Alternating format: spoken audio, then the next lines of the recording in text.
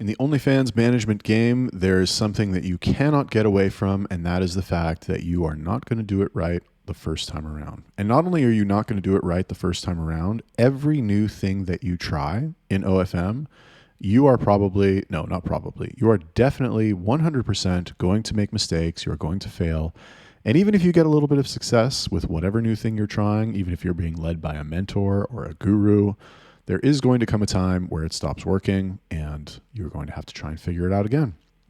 And that is why you need to let go of your ego if you're going to do this business. Because if you try to hold on to your ego, you're going to be very sad, you're going to take things personally, and you're going to struggle emotionally, which is going to affect your work and performance. What's up, everybody? Yala Poppy from simphunter.com. And in this video, I'm going to talk to you about letting go of your ego in OnlyFans management and why it is crucial to your success if you are going to make it work in this business. Now, I'm sure many people are watching this video and they're like, letting go of your ego, that's so silly. Like those are the very analytical people. There's a lot of analytical people, like programmers, for example. If a programmer is sitting there trying to write some code, he probably doesn't get himself beat up about, he doesn't beat himself up about the fact that like he's struggling to like debug his code or like solve some problem, because that's just part of the game. He's taken an analytical approach to it. His approach, his question that he asks himself in his mind is, what do I need to do to make this happen? It's not, oh my gosh, I tried this and it didn't work, that means I'm a bad person. And that's really what it comes down to. This person, the programmer, is analytical. He's trying to solve the problem. This person who blames himself thinks he's the problem. And that's not the case. If you do, like you have somebody successful who's doing something right, if you copy them and you do what they do, you will find the same success. So let's talk a little bit about letting go of your ego in OnlyFans management. So the first thing that you need to understand is that you're going to make mistakes. Okay. There is not a single person, I don't care how blessed they are, I don't care how quick their rise to the top was, I don't care how much money they make.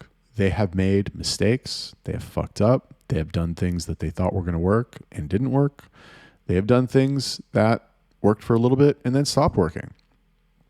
But you, as a new person, especially, it depends how adventurous you are. I'm a very adventurous person. I like to try new things. I like to take chances. I like to entertain the idea that my wildest fantasies can come true with opportunity X, right? I get a lot of opportunities. I'm like, wow, this would be so awesome if it actually worked. And then I will try it. Maybe I'll fuck it up. Maybe they'll fuck it up. Maybe it'll just stop working.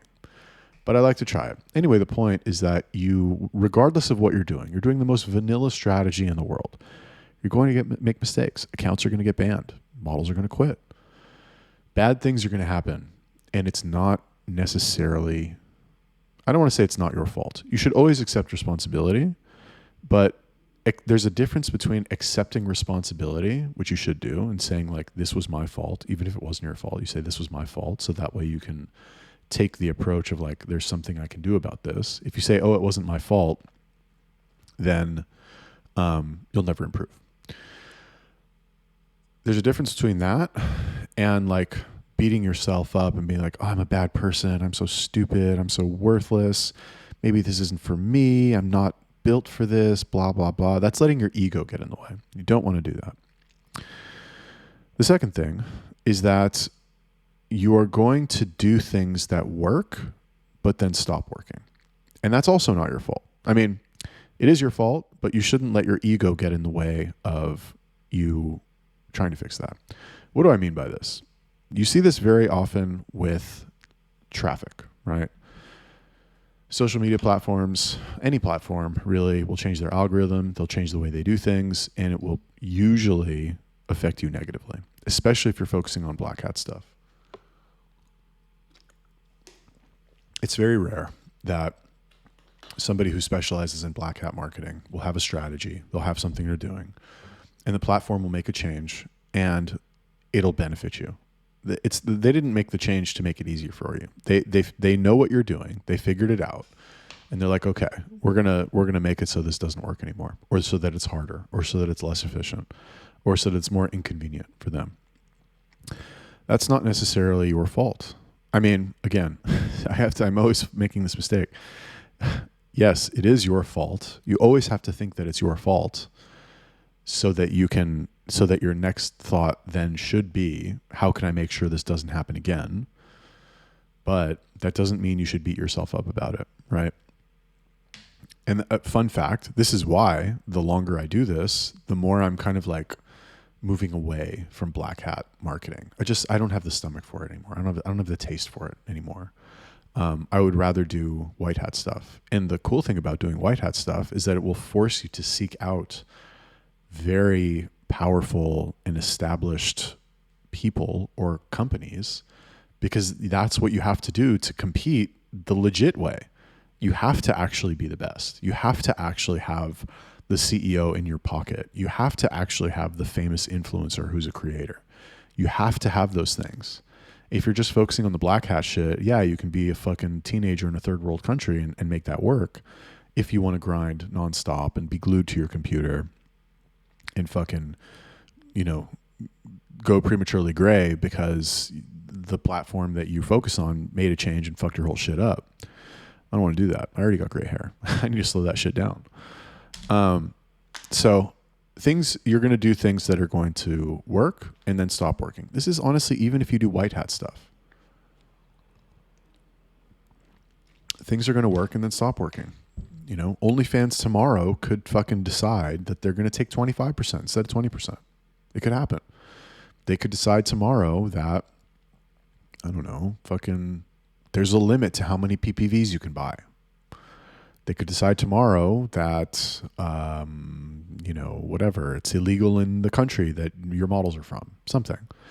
And yes, it will probably be a solution. You will probably be able to find a solution, but it'll slow things down. You'll lose money. You'll have to spend time on it. It'll stress you out. And that's all there is to it.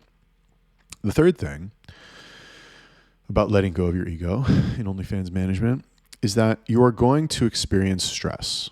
Okay. You're going to experience stress, and it's how you react to the stress that will determine whether or not you are successful. What do I mean by this? If you react to the stress in a way, if you take it personally, okay, if you take it personally and you say, oh, this thing happened and that's so bad and I'm sad and this sucks, and that means I'm a bad person, I'm stupid, I can't do this. If you're saying it with if you're starting the sentence with I, negative thing, I am, negative thing, I am this, if it's like a negative identity statement about yourself, then you are letting your ego get in the way. What you should do instead of that, for example, let's say, oh, this bad thing happened, and that means it's time to find a solution. And that means we need to figure out some way to solve this. That's basically it. I guess now that I think about it, you are going to experience stress, not even necessarily because something stops working. It's really just any change. Any change that happens is probably going to be bad, honestly.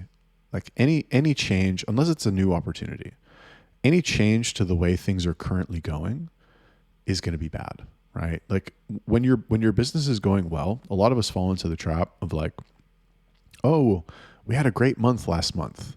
That means that now every month is going to be that good.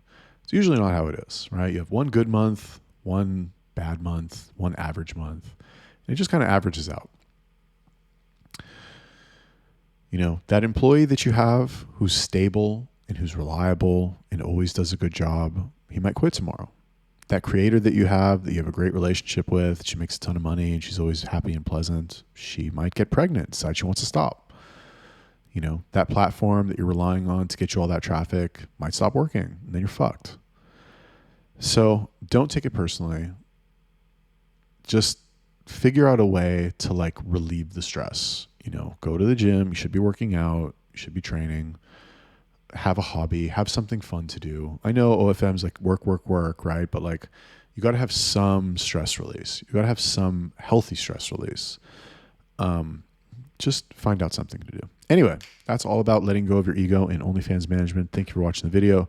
Subscribe, like, and I will see you in the next one.